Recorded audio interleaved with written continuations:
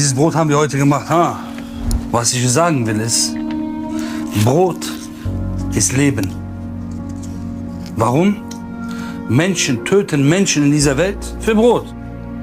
Ha. Akzeptierst du das? Okay. Das heißt, Brot gleich Leben. Jetzt sag du mir, was ist die Steigerung davon? Gier. Gier ist die Steigerung. Gier ist nicht dieses Brot. Gier sind die Oliven, der Käse, der Wein unter dem Sternenhimmel. Und genau da ist der Unterschied.